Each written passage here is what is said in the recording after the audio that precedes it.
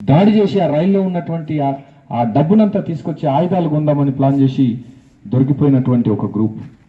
ఆ గ్రూప్ నుంచి కూడా తప్పించుకొని చివరకు అందరూ చనిపోతున్నటువంటి టైంలో నెహ్రూ గారితో కూడా సమావేశం ఏర్పాటు చేసి ఆ తర్వాత జరిగిన సంఘటన ఎవరికీ తెలియదు. కానీ నెహ్రూ సమావేశం అనంతరం బ్రిటిష్ వాళ్లకు ఈయన దొరికితే నేను ఎవరికి తలవంచను, ఎవరికి దొరకను, నన్ను నేనుగా కాల్చుకొని చంపితే నా ఈ ఒక్క తుపాకీ గుండు నుంచి వచ్చే ఈ రక్తం కొన్ని వేలాది మంది, లక్షలాది మంది భారత ఉపాధ్యాయులు గారు ఈ కార్యక్రమాన్ని ఏర్పాటు చేయించారు.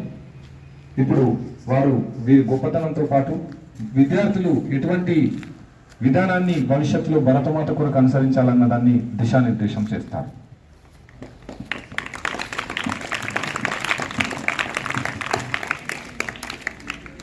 Good evening children. సార్ చాలా చక్కగా చెప్పారు. భారతదేశానికి స్వాతంత్రాన్ని సాధించడంలో ఇప్పుడు ప్రధానంగా 3 ఘట్టాలు ఉంటాయి. మీ అందరు కూడా తెలుసుకుని ఉంటారు. 1885 to 1905 అదొక ఘట్టం, 1905 to 1919, తర్వాత 1990 to 1948. ఈ విధంగా గాంధీ యుగం అంటాం లాస్ట్ చివరి వరకు. సో ఈ మధ్యలో స్వాతంత్రం కొరకు అందరూ నాయకులే, కానీ కొందరు గాంధీజీమో సత్యాగ్రహం, అహింస, దాని ద్వారానే స్వాతంత్రాన్ని సాధిద్దామనుకున్నారు. సో మిగతా వారు హింసకు హింసే సమాధానం అని భగత్ సింగ్, ప్రఫుల్ల చాకి, విడి దామోదర సావర్కర్ బ్రదర్స్, లాలా హర్దయాల్ ఇలాంటి వాళ్ళు ఎందరెందరో మహనీయులు తమ యొక్క ప్రాణాలను దేశానికి కొరకు అర్పించారు. సో అందులో భాగంగా ఈరోజు ఈ ఇద్దరు భారత మాత ముద్దు బిడ్డలైనటువంటి బాలగంగాధర్ తిలక్ గారు మరియు ఆజాద్ చంద్రశేఖర్ గారి యొక్క జన్మదినం ఈ జూలై 23న రావడం ఒక విధంగా మనం అందరం కూడా వారిని స్మరించుకొని వారు చేసినటువంటి దేశం కొరకు చేసిన త్యాగాలను ఒక్కసారి స్మరించుకొని వారి యొక్క అడుగుజాడల్లో నడవడానికి ప్రయత్నం చేద్దాం. మీరు చూడండి, ఇప్పుడు వారు అందించిన స్వాతంత్రం యొక్క స్వేచ్ఛా వాయువులను మనం పీలుస్తున్నాం. కానీ ఎటువైపు పయనిస్తుంది వాళ్ళు చేసిన త్యాగాలు? మనం ఎటువైపు వెళ్తున్నాం?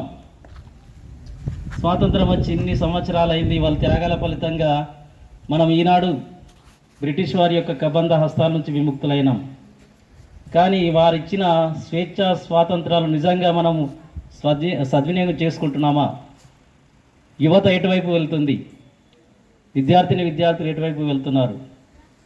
సో ఎవరి యొక్క విద్యుత్ ధర్మాలని వారు నిర్వర్తిస్తున్నారా? అలా వారిని స్ఫూర్తిగా తీసుకోండి. ఆయన బతికింది చాలా తక్కువ. ఎంత 19 ఎప్పుడు జన్మించారు సార్? 19 ఆయన బతికింది 24 years మాత్రమే. ఆయన దేశం కొరకు తన యొక్క ప్రాణాలు త్యజించారు. భగత్ సింగ్ కూడా అంతే. ఇంకిలాబ్ జిందాబాద్ అంటూ పార్లమెంట్లో ప్రజారక్షణ చట్టంపై చర్చ జరుగుతుండగా బాంబులు విసిరి అందరినీ భయభ్రాంతులకు గురి చేసి చివరికి ఆనందంతో ఊరుకంబం ఎక్కారు. ఎందుకొరకు? దేశ దాస్య శృంఖలాలను తుంచడానికి, బ్రిటిష్ వారి యొక్క కబంధ హస్తాల నుంచి విముక్తి కలిగించడానికి. ఇలా ఎందరో భారత మాత ముద్దు బిడ్డలు మన భారత మాతను వారి యొక్క దాస్య శృంఖలాల నుంచి విముక్తి కల్పించారు. అలాంటి స్వేచ్ఛా వాయువులను పీలుస్తున్న మనం ఒక్కసారి ఆలోచించండి. వాళ్ళలాగా మనం త్యాగం ఏమైనా చేస్తున్నామా? మన యొక్క విద్యుత్ ధర్మాన్ని మనం పాటిస్తే చాలు. విద్యార్థి యొక్క విద్యుత్ ధర్మం, ప్రతి ఒక్కరు వారి యొక్క విద్యుత్ ధర్మాన్ని పాటించినప్పుడు తప్పకుండా మనము వారికి నిజమైన నివాళులు అర్పించిన వాళ్ళం అవుతాం. విద్యార్థులు క్రమశిక్షణతో తల్లి, తండ్రి, గురువులు చెప్పిన మాట వింటే తప్పకుండా ఉన్నత స్థాయిలోకి వస్తారు. సో ప్రాణాలు త్యాగం చేయమంటే ఎవడన్నా త్యాగం చేస్తారా ఈ రోజుల్లో? అబ్బా అంటారు. చేస్తారా? కానీ ఆనాడు ఉరికంబం ఎక్కే ముందు కూడా ఆ ఉరితాడిని భారత మాత కొరకు ముద్దు పెట్టుకొని కూడా ఉరికంబాన్ని ఎక్కిన యోధులు అలాంటి వారు. సో ఆ కోవకు చెందిన వారే ఈ ఇద్దరు ఈ యొక్క మన తిలక్ గారు మరియు ఆజాద్ చంద్రశేఖర్ గారు. సో చాలామంది ఇలాంటి నాయకులు త్యాగం వల్లనే మనకు స్వాతంత్రం వచ్చింది. కేవలం ఒకరిద్దరు ఏదో సత్యాగ్రహం అహింస వల్ల రాలేదు, అదొక మార్గం. సో అదొక విధంగా మనకు స్వాతంత్రం ఎప్పుడు వచ్చేది, అసలు 1905లో స్వాతంత్రం వచ్చేది, తర్వాత 1919లో కూడా వచ్చేది. ఈ యొక్క 1921లో ఫిట్ ఇండియా ఏమంటే సహాయ నిరాకరణ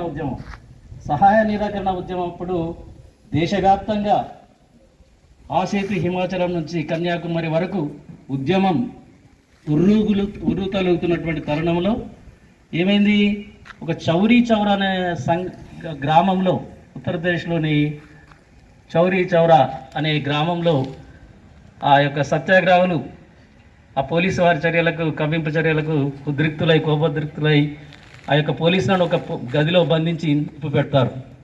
దాంతో గాంధీజీ నా యొక్క సిద్ధాంతాలకు ఇది వ్యతిరేకమని ఉద్యమాన్ని ఆపాడు, లేకపోతే మనకు స్వాతంత్రం ఏనాడో వచ్చేది.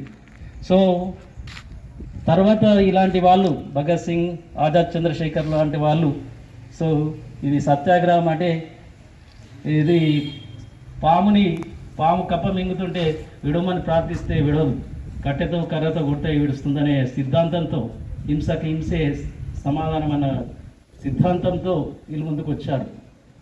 రాజ్గురు, సుఖ్దేవ్, బతుకేశ్వర్ దత్త, భగత్ సింగ్, ఆజాద్ చంద్రశేఖర్, ప్రఫుల్ల చాకి, దామోదర సావర్కర్ బ్రదర్స్ లా చాలామంది ఉన్నారు.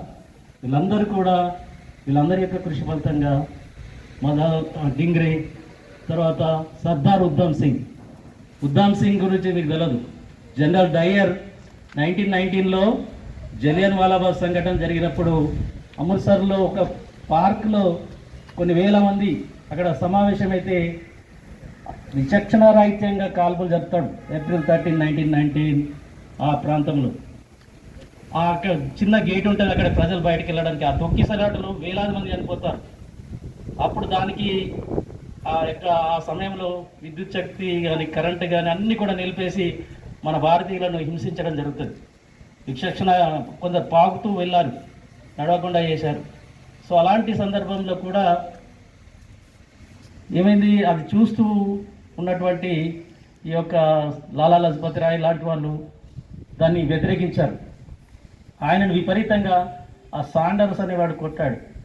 ఆ కొట్టిన దెబ్బలకైనా మరణించడం జరిగింది. బ్రిటిష్ గవర్నమెంట్ పెద్ద సన్మానం చేస్తుంది అక్కడ, హౌస్ ఆఫ్ లార్డ్స్. అక్కడ వాళ్ళ ప్రతీకారాన్ని తీర్చుకొని ఆ సాండర్స్ని షూట్ చేస్తాడు. సో అది నిజమైన దేశభక్తి. అలాంటి మహనీయులు కోవకు చెందినవారే ఈ యొక్క ఆజాద్ చంద్రశేఖర్ గారు. వారు నిజంగా చిరస్మరణీయులు, ఎప్పుడు కూడా మన యొక్క గుండెల్లో ఉండిపోతారు. మీ అందరూ కూడా, మనమందరం కూడా భారతదేశం కొరకు అసువులు బాసిన ఈ ప్రాణత్యాగాలు చేసిన వారిని అందరూ కూడా ఈరోజు స్మరించుకోవడం మన యొక్క ధర్మం. వారు చూపిన బాటలో మనం నడుచుకోవడం మన యొక్క కర్తవ్యంగా పేర్కొంటూ, విద్యార్థులు ఇవన్నీ ఎందుకు జరుపుతున్నామంటే మీలో ఈ యొక్క జాతీయ భావాలు పెంపొందించాలి, మీకు కూడా తెలియాలి. స్వాతంత్రం కొరకు రాను గాంధీ ఎవరో తెలియదు, 1947 ఎందుకు వచ్చింది, 15th ఆగస్టు గురించి తెలియదు, 26 జనవరి గురించి తెలియదు. అలాంటి పరిస్థితులు వస్తున్నాయి. కాబట్టి ప్రతిరోజు ఏదో ఒక ఆ దినోత్సవం గురించి చెప్పడం, మీలో కొద్దిగా అవగాహన వస్తుందనే ఉద్దేశంతో ఇలాంటి కార్యక్రమాలు ఏర్పాటు చేయడం జరిగింది. మరి శ్రీనివాస్ గారు చాలా చక్కగా వివరించారు.